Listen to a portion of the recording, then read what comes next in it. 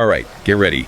We're diving into the Everglades Alligator Farm today. Sounds exciting. Oh, it is. This place is right near the entrance of Everglades National Park. Oh, wow. So it's perfect for anyone going into the Everglades. Exactly. And get this, they have over 2,000 alligators. Whoa, 2,000. You're guaranteed to see some teeth there. You bet. But it's not just about the numbers. Right. The Everglades Alligator Farm is unique. They mix those thrills with education and conservation.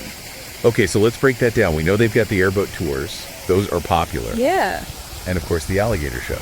Classic. But what makes this place more than just a tourist attraction? Well, their educational part is different. It goes beyond just like fun facts about alligators.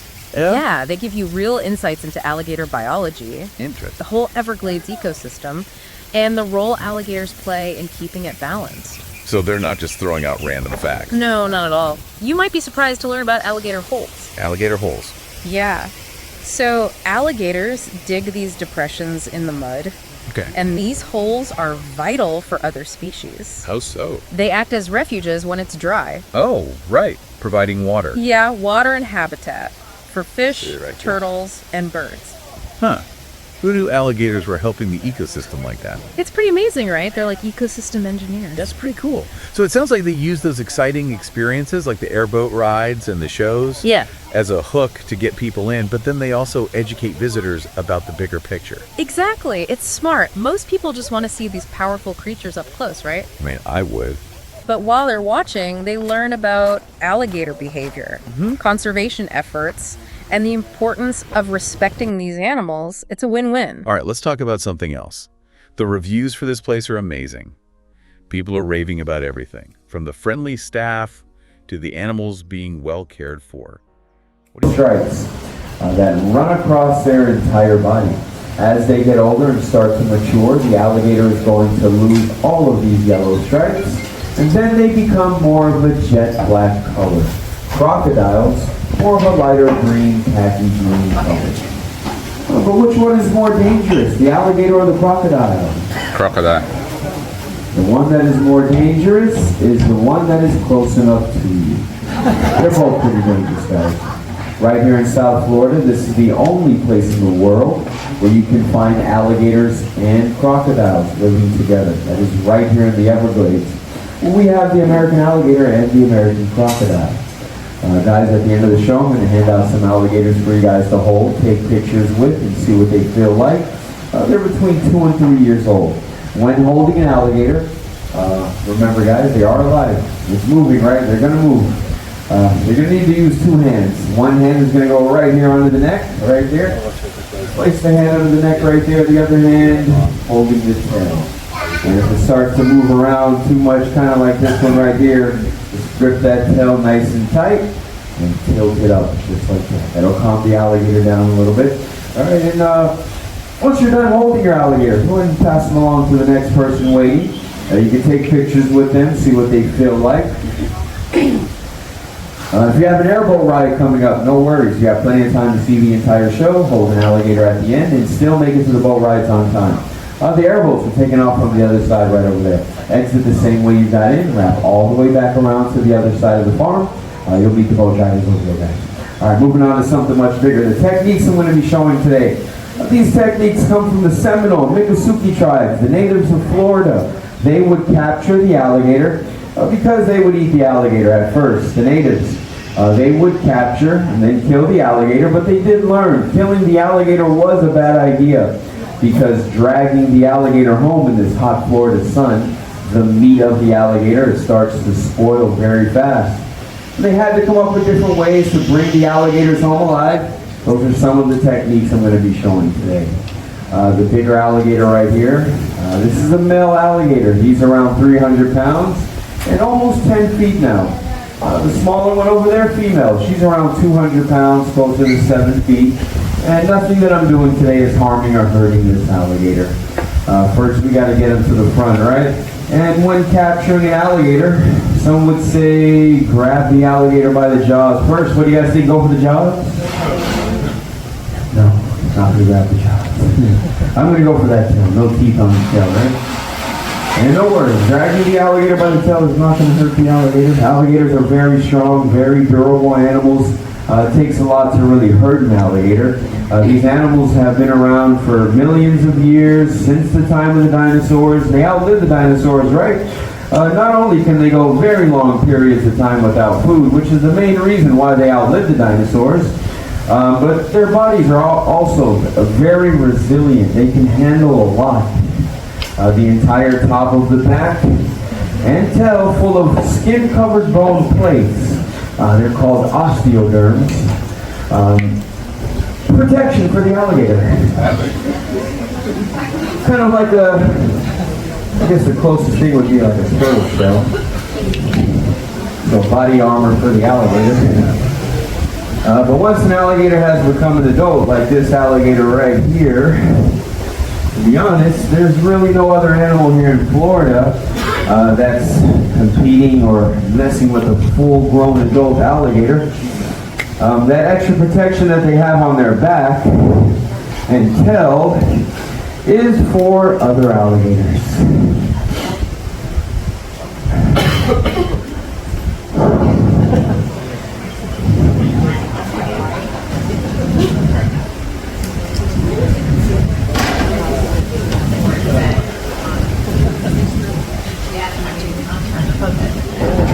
There we go.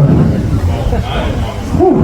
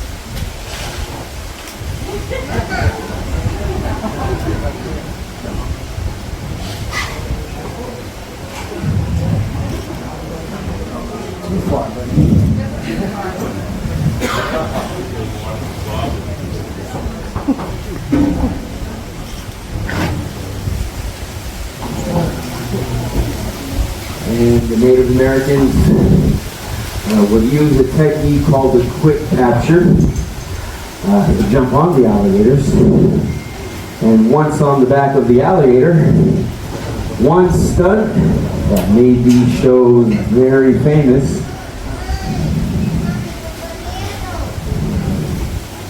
Showing everybody all 80 teeth of the alligator, 40 teeth on the top jaw, 40 teeth on the bottom jaw. And if the alligator loses a tooth, there's going to be another tooth growing back to replace the missing one. Alligators, they'll go through around 2,000 to 3,000 teeth throughout their entire lifespan. If you look closely to the back of the alligator's throat, you can see that it's sealed shut. The back of the alligator's throat is called the glottis. The glottis is used when the alligator grabs its prey outside of the water, drags its prey back into the water, drowns its prey, but not drown itself. The teeth of the alligator, no filling. Because they lose their teeth all the time, no nerve endings in there. I can touch the alligator's teeth, and the alligator's not really going to react to that. But if I touch anywhere else inside of that mouth, take a guess as to what's going to happen, right? The alligator's going to slam those jaws shut right away. The full bite force of an alligator this size, close to 3,000 pounds of pressure. The equivalent to a small car falling down on your arm or your leg. That is how much power these animals have in that bite. And within the entire animal kingdom, number 2, second strongest bite force out of any animal in the world. Yes, you're probably wondering which animal has a stronger bite than the American alligator, right? Shark? Not a shark. Crocodile. Hippo? No. It is a crocodile. But a certain crocodile from Africa. The Nile crocodile has the strongest bite force out of any animal in the world. And then right after that, the American alligator. You definitely do not want to be on the receiving end of one of those. Have I been bitten by an alligator? Yes. That comes with the territory, guys. But luckily enough, I still have all 9 of my fingers, so we're good. At the top of the alligator snout, the nostrils, the nose. They can only breathe from their nostrils. Skull, skin-covered bone, barely any filling on the skull as well, and strong enough to snap off the teeth of another alligator. Eyes are pointed off to the side. Because the eyes are pointed off to the side, alligators cannot see directly in front of them. They can only see off to their sides. And then we have the ears right here, these little tiny flaps. These are the ears of the alligator. When the alligator is underwater, the alligator is going to seal those ears shut so that no water can enter the ear canals of the alligator, and they can still hear under the water. The brain of the alligator is going to be located right under here, just between the ears, at the center of the alligator's skull, and the alligator's brain is only around the same size as my fingernail. With a brain that small, that does mean the alligator is an instinctual animal, meaning you cannot train alligators.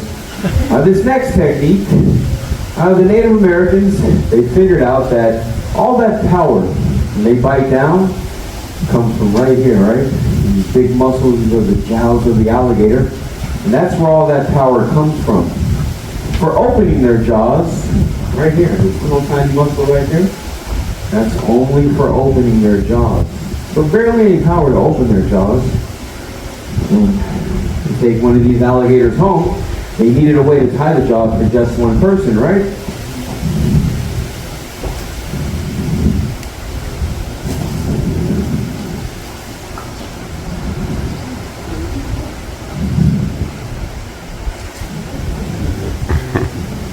Now the hard part was, of course, getting hold of the jaws.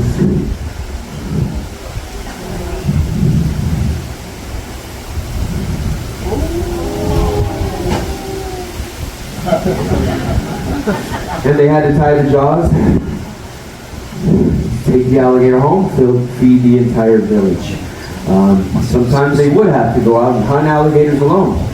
They would use the bulldogging technique to tie the jaws of the alligator.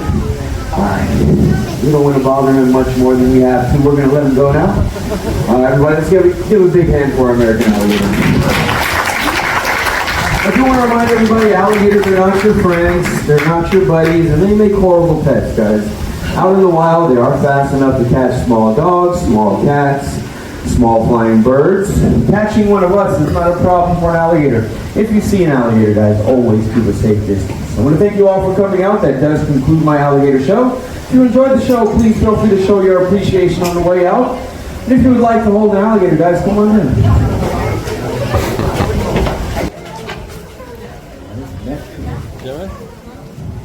Sorry, go ahead there. You'll notice that once they start to move, they're actually pretty strong.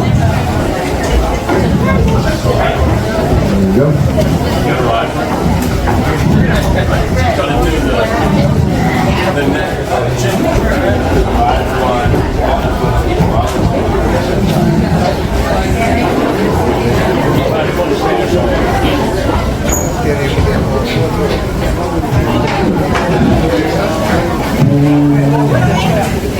Let's get two on this side so you guys aren't too crowded over there.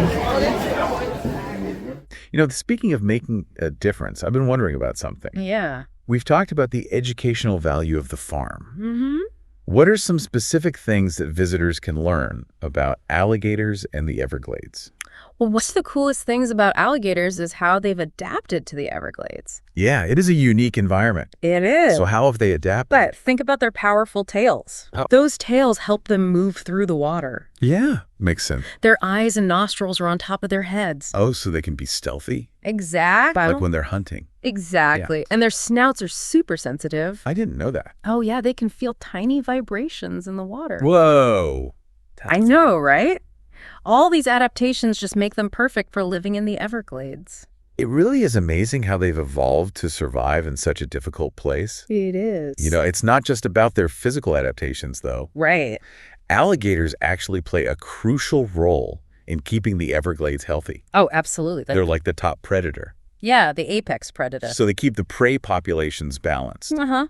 And remember those gator holes we talked about? Yeah. Those provide a habitat for other animals when it's dry. Right. It's all connected. It's like a delicate web. It is. And alligators are a big part of keeping it all working. So to really understand the Everglades, you need to understand alligators. That's it. And the farm does a great job of showing people how it's all connected. Oh, that's good. Like they have exhibits that show all the different plants and animals in the Everglades. Okay, cool. And they explain how all those species rely on each other. It's like a big puzzle. Exactly. Yeah. Every piece is important. Yeah, even the little pieces.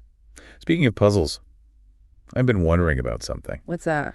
We know that alligators are these awesome predators, Mm-hmm. but what are some of the things that make life hard for them in the wild? Well, unfortunately, alligators are facing a lot of threats. Yeah, that's what I figured. And a lot of them are because of what humans are doing. Oh, right, like habitat loss. Exactly. Habitat loss is a huge problem. Yeah. As more land is used for development and agriculture, alligators are losing their homes. That's sad. Yeah. And then there's pollution. Oh, all right. Pollution from farms and cities gets into the water. And that hurts the alligators.